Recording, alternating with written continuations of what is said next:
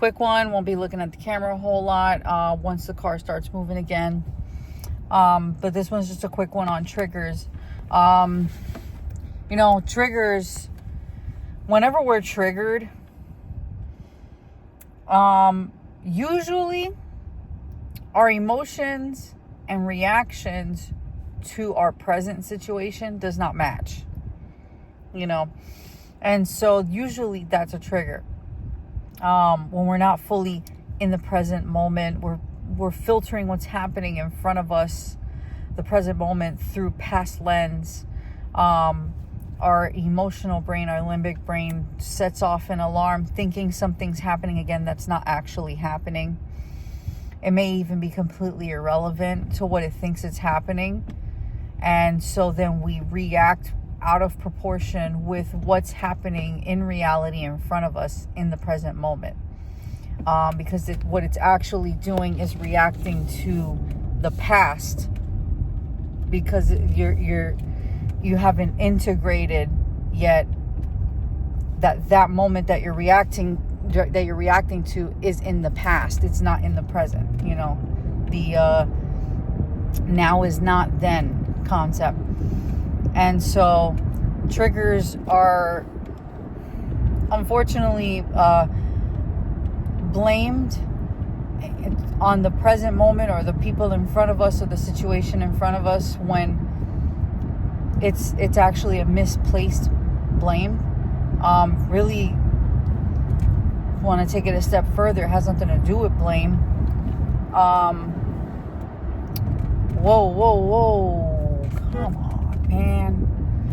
So it's a very misplaced blame, and like I said, you want to take it a step further. It has nothing to do with blame at all. It's more just that the triggers, the nature of a trigger is just your body, your nervous system, trying to get your attention. It's misplacing a sound alarm in you over something that's perceived as going on right now, when it's not. Like, literally not at all. Has nothing to do with the present at all. So then we react out of proportion with what's actually happening in front of us, because at that point we're no longer here in the present. We are now in the past. And so it's just a quick reminder, like, next time you're triggered, it's a great thing to start practicing, is to start questioning and challenging it, and start actually listening to the signals that your body is trying to send you to get your attention. There's something that your nervous system is trying to get your attention to tell you to either release, let go, integrate, heal, whatever. And a lot of the times triggers come from experiences that are not integrated.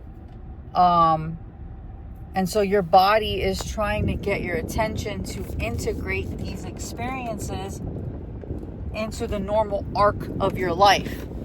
And until that happens, you are going to continue to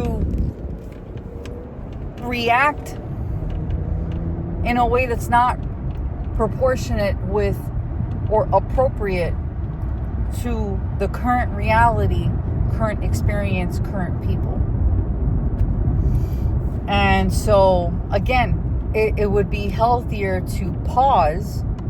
You feel that trigger, you want to react, even if you already reacted, take a step back, pause, take a few breaths, and then ask yourself, what is it that my body's trying to tell me right now? What is stored in my body that is trying to get my attention because it wants to be released, it wants to be healed, it wants to be transmuted or integrated? What part of me right now is acting out, trying to let me know that there's a fragmented expression? Because traumatic experiences, among even other experiences, can leave us fragmented. Parts of us, where they think it's in the past, and parts of us that are here present, it's not all cohesive. So challenge your triggers. Listen to your body. Learn interoception and introspection. But interoception, learn your body. Learn how you feel in your body. Body's like physiological sensations when you feel certain emotions. It gives you body awareness. You start to really understand yourself on a whole nother level. And from there, you'll notice when you're triggered, come on, man. Come on.